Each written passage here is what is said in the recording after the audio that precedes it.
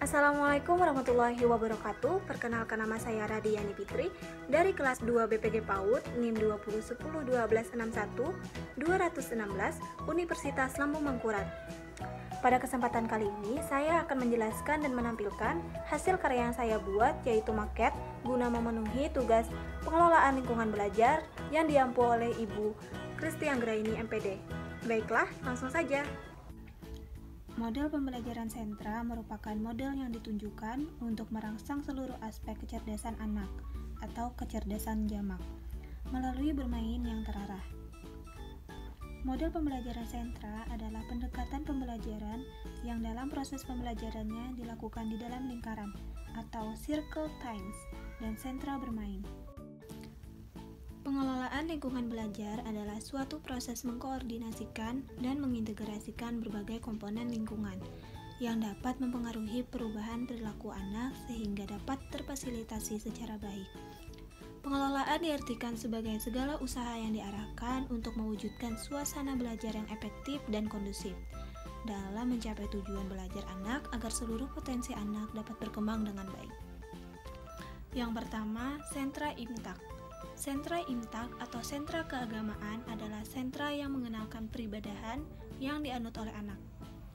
Untuk mengenalkan agama yang dianut anak yang beragama Islam, dilakukan langsung di musola. Di sini, anak dapat belajar tentang huruf hijaiyah, membaca Iqra, dan tata cara sholat.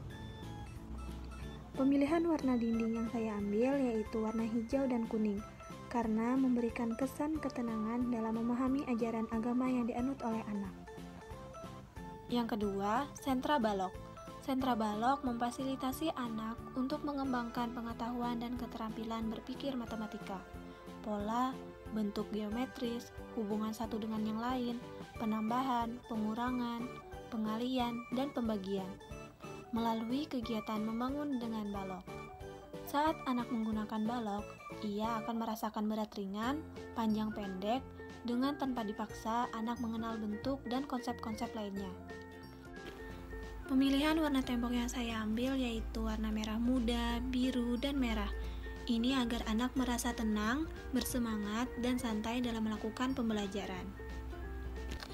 Yang ketiga, sentra bermain peran. Sentra bermain peran merupakan sentra yang kompleks untuk tempat bermain anak usia dini.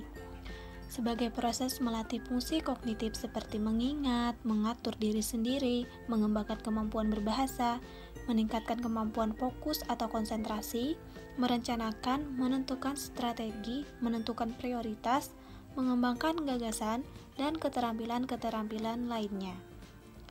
Pemilihan warna dinding bisa menggunakan warna merah muda karena memberi kesan keceriaan sehingga anak dapat bersemangat dalam memainkan peran dalam drama atau permainan. Dan pemilihan tembok berwarna kuning agar melambangkan kegembiraan.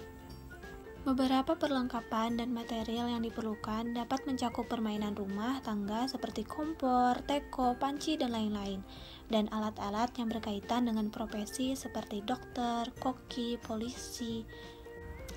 Yang keempat, sentra persiapan. Sentra persiapan lebih menekankan pengenalan keaksaraan awal pada anak. Penggunaan buku, alat tulis dapat dilakukan di semua sentra, tetapi di sentra persiapan lebih diperkaya jenis kegiatan bermainnya.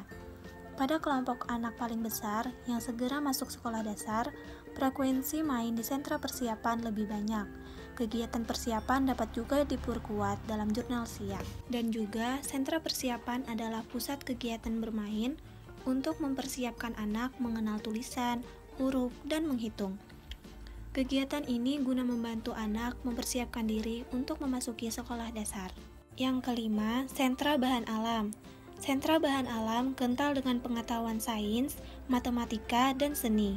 Sentra bahan alam diisi dengan berbagai bahan main yang berasal dari alam, seperti air, pasir, bebatuan, kerang, dan daun.